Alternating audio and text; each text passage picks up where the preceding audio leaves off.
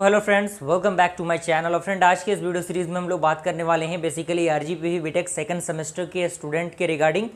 जो स्टूडेंट अभी currently second semester में स्टडी कर रहे हैं उनके बारे में हम लोग बात करने वाले हैं। बहुत सारे डाउट को आज हम क्लियर करने वाले हैं, क्योंकि बहुत सारे स्टूडेंट का क्यूरी आ रहा था कि सर बताइए क्या प्रोसीजर होना चाहिए, प्रिपरेशन स्ट्रेटजी क्या होना चाहिए, और बैक लग गया है तो उस कंडीशन में हम क्या करें। एक बैक लगा है, दो लगा है, तीन लगा है, किसी किसी के तो चार चार पाँच पाँच बैक लगे हुए हैं। तो उस कंडीशन में आपको क्या करना है, सारी चीज़ों को आज हम लोग डिस्कस करने वाले हैं। वीडियो में अंत तक बने रहिएगा, तभी आपको पूरा कंसेप्ट समझ में आएगा। अगर आपने चैनल को अभी तक सब्सक्राइब नहीं किया है तो जल्द से जल्द चैनल को सब्सक्राइब कर लें और बेल आइकन को प्रेस कीजिए ताकि ऐसे इन्फॉर्मेटिव वीडियो का नोटिफिकेशन आपको मिलता रहे। आइए हम लोग स्टार्ट करते हैं। बेसिकली आप अगर मैं बात करूं तो आप या तो सीएस ब्रांच में होंगे, या तो सिविल ब्रांच में होंगे, या फिर मैकेनिकल में, या फिर आप इलेक्ट्रिकल में होंगे। यानी ये डिफिकल्ट क्या है, बेसिकली जो कोर ब्रांचेस हैं इतने में आपके क्या होते हैं, ज़्यादा से ज़्यादा एडमिशन होते हैं। क्लियर। और इस समय जो वेटेज है वो सीएस ब्रांच का ज़्यादा है। तो और हमारे जो चैनल है उस पर भी सीएस के स्टूडेंट बहुत सारे बने हुए हैं, हमारे चैनल के साथ जुड़े हुए हैं। तो ये प्रोसीजर ऐसा नहीं कि सिर्फ सीएस वालों के लिए है, सारे ब्रांचेस के लिए अप्लाई होगा। और देखिए बेसिकली बात ये है कि सीएस ब्रांच में भी आपके 5 सब्जेक्ट ही पढ़ने हैं, मैकेनिकल में भी 5 सब्जेक्ट पढ़ने हैं, सिविल में भी 5 सब्जेक्ट पढ़ने हैं, इलेक्ट्रिकल में भी 5 ही सब्जेक्ट पढ़ने हैं फर्स्ट ईयर में। क्लियर।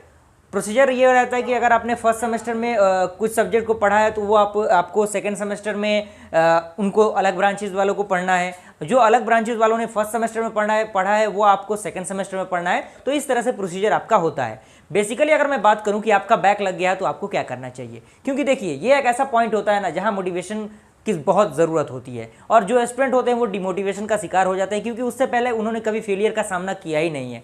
और बहुत सारे तेज तर्रार स्टूडेंट भी बैक ले चुके हैं, आप इन बात को मान के चलिए। तो उस कंडीशन में आपको क्या करना है, देखिए बैक लगना वो तो एक नेचुरली एक्टिविटी होती है, और कहीं ना कहीं जब तक आप फेलियर का सामना नहीं करेंगे तो आप कुछ चीज़ों को सीखेंगे नहीं, और जब तक आप सीखेंगे नहीं उस चीज़ को अप्लाई नहीं कर पाएंगे। तो बैक लगा है तो उससे आपको हताश होने की ज़रूरत नहीं है, परेशान होने की ज़रूरत नहीं है। आप मन लगा के स्टडी कीजिए, किसी भी चीज़ को कम से कम चीज़ को पढ़िए, लेकिन बेहतर तरीके से पढ़िए। डेली थोड़ा थोड़ा पढ़िए, लेकिन बेहतर पढ़िए। ऐसा नहीं कि एक दिन आपने 18 घंटे पढ़ दिया, 10 घंटे पढ़ दिया, और दूसरे दिन आपने सोने में अपने टाइम को वेस्ट कर दिया, मोबाइल चलाने में टाइम वेस्ट कर दिया। तो ये सारी चीज़ें आपके अंदर नहीं होना चाहिए। आपको कंसिस्टेंसी, डेडिकेशन के साथ डेली आपको पढ़ना है। थोड़ा थोड़ा आप पढ़िए और सारे सब्जेक्ट को थोड़ा थोड़ा वक्त दीजिए, जिससे आपका बैक पेपर का भी प्रिपरेशन होता रहेगा और साथ ही साथ जो आपका करंट सेमेस्टर है उसका भी प्रिपरेशन आपका होता रहेगा। तो बैक लगा है उसको आपको उसके लिए टेंशन लेने की जरूरत नहीं है। हाँ, आपको कोशिश ये करना है कि फर्स्ट ईयर जो आपका है वो आपका इस बार क्लियर हो जाए, यानी बैक का पेपर भी आपका क्लियर हो जाए, यानी फर्स्ट और सेकंड दोनों सेमेस्टर का पेपर आपका क्लियर होना चाहिए, ताकि आपको थर्ड ईयर सेकंड ईयर में जाने में कोई दिक्कत नहीं हो। और कंसेप्ट ये भी है कि अगर आपका फर्स्ट ईयर क्लियर नहीं रहता है तो आप थर्ड ईयर में नहीं जाएंगे, थर्ड ईयर यानी 5 सेमेस्टर में। तो ये भी कंसेप्ट होता है, और मैथमेटिक्स 2 पे आपको थोड़ा सा ज़्यादा फोकस करना है, और साथ ही साथ कोशिश ये करना है कि बैक का पेपर भी आपका क्लियर हो जाए, ताकि कोई दिक्कत, कोई परेशानी आपको ना हो।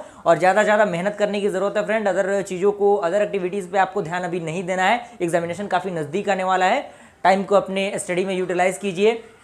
थोड़ा बहुत इंटरटेनमेंट भी ज़रूरी है, ऐसा नहीं है कि आपको पढ़ते रहना है। थोड़ा बहुत इंटरटेनमेंट कीजिए, वो चलेगा, लेकिन आपको पढ़ाई तो डेली कंसिस्टेंसी के साथ करनी होगी। क्योंकि देखिए आप खाना टाइम पे खा ले रहे हैं, घूम रहे हैं आप टाइम पे, कॉलेज भी आप टाइम पे जा रहे हैं, लेकिन जो चीज़ की ज़रूरत है सबसे ज़्यादा, जिसके लिए आप अपने घरों को छोड़कर कहीं बाहर शहरों में रह रहे हैं, वो चीज़ शायद नहीं हो पा रहा है। तो इस चीज़ पे आपको फोकस करना है, अपने आप को सही डायरेक्शन पे लेकर चलना है। क्योंकि अगर आपने ये 4 साल अपने आप पे ध्यान दे दिया ना, तो आने वाले 40 साल आपके लिए बेहतरीन साबित होगा। इस बात की गारंटी मैं देता हूँ। क्लियर। तो ये सारी चीज़ें हैं, फर्स्ट ईयर का पेपर आपका क्लियर होना चाहिए। और बेसिकली जो नोट्स वगैरह है उसका प्रोसीजर मैंने ऑलरेडी बता रखा है। जो भी नोट्स वगैरह आपको चाहिए टेलीग्राम ग्रुप में आप जुड़ जाइएगा, वहाँ पे आपको मीडिया का सेक्शन में सारी क्यूरी मिल जाएगी, या फिर पर्सनली आप टेलीग्राम हैंडल में मैसेज करके मुझसे पूछ सकते हैं। सारा प्रोसीजर मैं आपको बता दूंगा। कोई भी दिक्कत, कोई भी क्यूरी हो, कमेंट के जरिए जरूर बताइएगा। और बेसिकली आपके मैं एग्जामिनेशन की बात करूँ तो आपका एग्जामिनेशन लगभग जुलाई के लास्ट में आपका एग्जामिनेशन स्टार्ट हो सकता है सेकंड सेमेस्टर का, और बैक का भी एग्जामिनेशन टाइम टेबल आपका साथ ही साथ आएगा। तो उसके लिए आपको घबराने की जरूरत नहीं है। सारे सब्जेक्ट के रिगार्डिंग अपने प्रिपरेशन को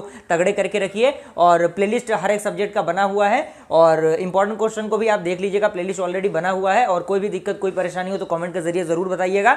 और आई होप सारा डाउट आपका क्लियर हुआ होगा। और बहुत सारे स्टूडेंट ऐसे भी होंगे जो फर्स्ट ईयर के बाद अपना ब्रांच चेंज कराना चाह रहे होंगे, या फिर मैकेनिकल में होंगे तो सीएस में जाना चाह रहे होंगे, सीएस में होंगे तो सिविल में जाना चाह रहे होंगे। तो उससे कंडीशन के लिए अप्लाई यही होता है कि बैक लगे ना लगे उससे कोई फर्क नहीं होता। आपका सेकंड ईयर में ट्रांसफर हो जाता है कॉलेज, तो आपको कोशिश ये करना है कि सेकंड सेमेस्टर के एग्जामिनेशन देने के बाद आप कॉलेज के कांटेक्ट में रहिएगा। जिसने भी आपका एडमिशन वगैरह कराया, जो कि एकेडमिक इंचार्ज आपके हैं, उनके कांटेक्ट में आप रहेंगे तो एप्लीकेशन वगैरह आरजीपीवी में अप्लाई करने होते हैं। उसके बाद आपका ब्रांच चेंज हो जाता है, कोई दिक्कत नहीं होता। ऐसा नहीं कि सारा पेपर आपका क्लियर होना चाहिए, ऐसा प्रोसीजर बिल्कुल नहीं है। आपका पेपर क्लियर हो, कम से कम मतलब 5-6 पेपर तो आपके हो जाए तो थोड़ा सा बेहतर रहेगा, और वो तो आपके हो ही जाएंगे, उसमें टेंशन लेने की कोई जरूरत नहीं है। तो आपका ब्रांच भी चेंज हो जाएगा, कोई दिक्कत नहीं है। और टेलीग्राम ग्रुप का लिंक आपको मिल जाएगा, आप वहां से जुड़ जाइएगा। जो भी क्यूरी को, जो भी आपको पूछना हो, आप डायरेक्टली टेलीग्राम पे पूछ सकते हैं, या फिर कमेंट के जरिए भी अपनी क्यूरी को बता सकते हैं। और भी किस तरह का वीडियो आपको चाहिए, आप कमेंट के जरिए जरूर बताइएगा। मिलते हैं फ्रेंड्स ऐसे इंटरेस्टिंग वीडियो के साथ, तब तक के लिए थैंक यू।